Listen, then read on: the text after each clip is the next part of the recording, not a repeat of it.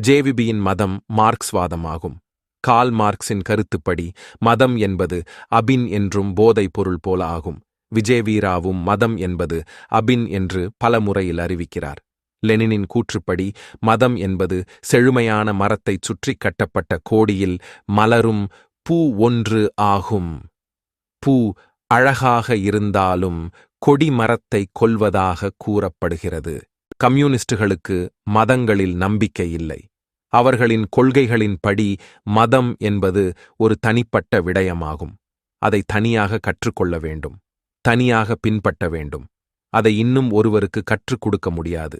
கூட்டமாக மதத்தை பின்பற்றுவதற்கு முடியாது. அதை கூட்டமாக பேசுவதற்கோ இடமில்லை. பொருள் முதல்வாதம் மட்டுமே கட்டமைக்கப்பட்ட இந்த மார்க்சியம் மதத்தை கடுமையாக நிராகரிக்கிறது. இலங்கையில் கம்யூனிசத்தை ஏற்கும் கொல்வின் ஆர். சில்வா ஒருமுறை ருவன்வெலிசாயாவில் உள்ள கற்களை அகற்றி ஏழை மக்களுக்கு வீடுகள் கட்டித்தர வேண்டும் என்று கூறினார். இது சிங்கள பௌத்த அரசு அல்ல என்று பிமல் ரத்நாயக்க ஒருமுறை கூறினார். மற்றுமொரு முறை நளின் ஹேவகே அனைத்து அரச மரங்களையும் வெட்ட வேண்டும் என்றும் புத்தர் சிலைகள் செய்வதற்கு பணம் கொடுக்கக்கூடாது என்றும் கூறினார். மற்றுமொரு தடவை அனுர திசாநாயக இலங்கை பௌத்த ராஜ்யமாக அங்கீகரிப்பது நீக்கப்படும் என்றார். மற்றுமொரு சந்தர்ப்பத்தில் முஸ்லிம் பெண்களுக்கு முகத்திரை அவர்களின் ஆட்சியில் தடை செய்யப்படும் என பிமல் ரத்நாயக்க பாராளுமன்றத்தில் தெரிவித்தார். மேலும் அனுர திசாநாயக்க முஸ்லிம் வயிற்றில் பயங்கரவாதம் உருவாக்கப்படுகிறது என்று கூறினார். இன்று நாம் விமர்சன ரீதியாக விழித்துள்ளோம். அதற்கு காரணம் இன்று நாம் எடுக்கும் ஒரு முடிவு நாளை நமது நம்பிக்கைகளை வலுவாக பாதிக்கும். எதிர்காலத்தில் நம் வாழ்நாள் முழுவதும் விரும்பும் நம் மதத்தை சுதந்திரமாக பின்பற்ற முடியாமல் போகுமா? நம் குழந்தைகளுக்கு சரியான புரிதல் கிடைக்காமல் போய்விடுமோ என்பது ஆய்வுக்குரியது. வாக்களிப்பதற்கு முன் பொருள் முதல்வாதத்தை அடிப்படையாகக் கொண்ட கம்யூனிஸ்டுகள் எவ்வாறு சிந்திக்கிறார்கள், அவர்கள் தங்கள் மதத்திற்கு கொடுக்கும் இடம் என்ன என்பதை துல்லியமாக தெரிந்து கொள்வது நம் அனைவரின் முழுமையான கடமையாகும். இதற்கு உலகெங்கிலும் உள்ள கம்யூனிஸ்ட் நாடுகளையும் அவர்களின் மத சுதந்திரத்தையும் சற்று பார்ப்போம். ரஷ்யா நாடு. ரஷ்ய கூட்டமைப்பு 70 ஆண்டுகளாக கம்யூனிச ஆட்சியின் கீழ் இருந்தது. 1917இல் லெனின் ஒரு புரட்சியின் மூலம் ரஷ்யாவில் ஆட்சியை கைப்பற்றினர். மற்றும் 1022இல் அவர்கள் பெரும்பாலான அண்டை நாடுகளை ஒன்று சேர்த்து சோவியத் யூனியன் என்ற புதிய ஆட்சியை தொடங்கினர். இவ்வாறு இணைந்த அண்டை நாடுகளில் பெரும்பாலானவை கிறிஸ்தவ மற்றும் முஸ்லிம் நாடுகளாகும். Armenia, Lithuania, Latvia, Georgia, Ukraine போன்ற கிறிஸ்தவ நாடுகளும், Azerbaijan, Uzbekistan, Tajikistan, Kazakhstan, Turkmenistan, Kyrgyzstan போன்ற முஸ்லிம் நாடுகளும் சோவியத் யூனியனில் சேர்க்கப்பட்டன. ஆனால் துரதிர்ஷ்டவசமாக அவர்களின் அரசியலமைப்பில் மத சுதந்திரத்திற்கு இடமில்லை. இதன் காரணமாக 70 ஆண்டுகளாக அனைத்து மத பிரச்சாரத்திற்கும் தடை விதித்து பைபிளையோ குரானையோ அந்நாட்டிற்குள் கொண்டுவர அனுமதிக்கவில்லை. 1991இல் ரஷ்ய கூட்டமைப்பின் பெரெஸ்ட்ரோய்கா வீழ்ச்சியடைந்து நாடுகளின் சிதைவுக்குப் பிறகு Uzbekistan, Tajikistan, Azerbaijan, Kyrgyzstan, Kazakhstan மற்றும் துர்க்மெனிஸ்தான் ஆகிய நாடுகளில் மத சுதந்திரம் மீண்டும் நிறுவப்பட்டது.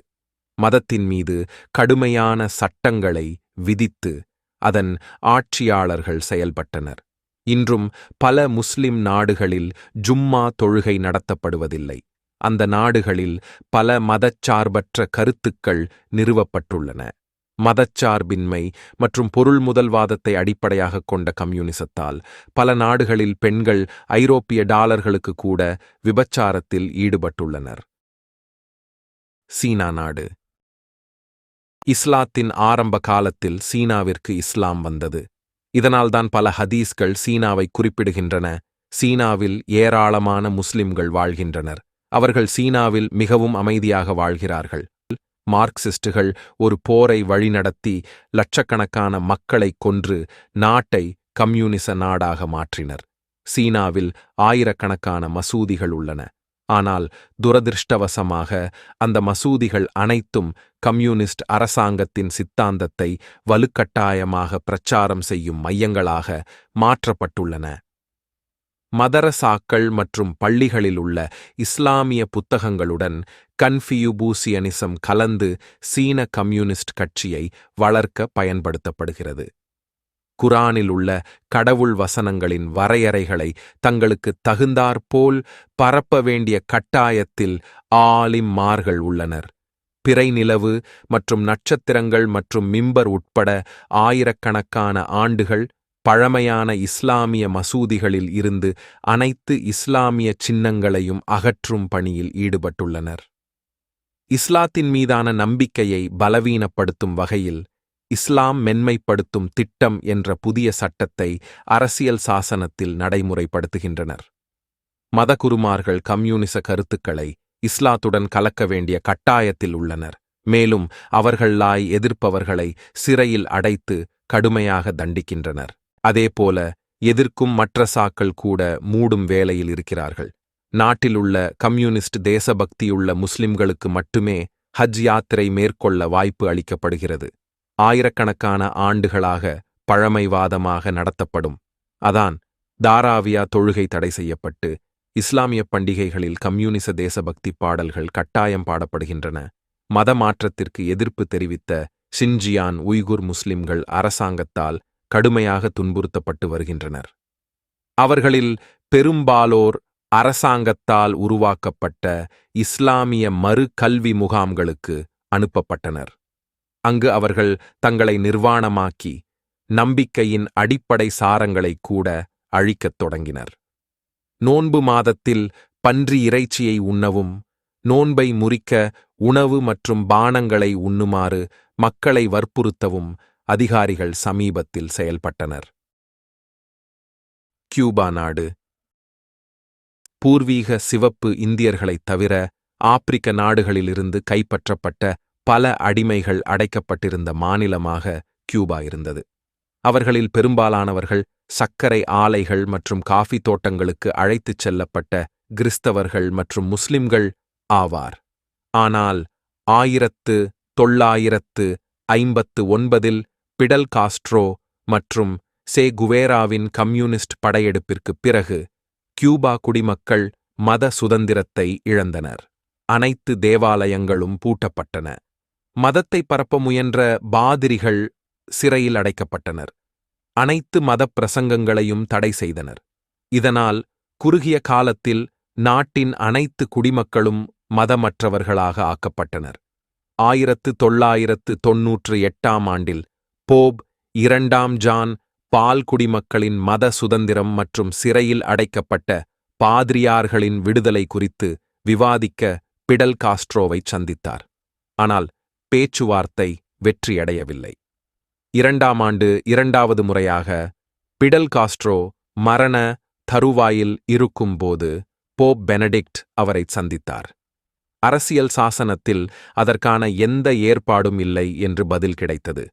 53 ஆண்டுகால சர்வாதிகார ஆட்சிக்குப் பிறகு பிடல் காஸ்ட்ரோ இறந்த பிறகு 2015 புதிய தலைவர் ராகுல் காஸ்ட்ரோவை போப் பிரான்சிஸ் சந்தித்த போது ஒரு சில பாதிரியார்கள் மட்டும் விடுவிக்கப்பட்டனர். ஆனால் நாட்டு மக்களுக்கு சரியான மத சுதந்திரம் கிடைக்கவில்லை. ஒன்றை நிர்மாணிக்க சட்டம் அனுமதிக்கவில்லை.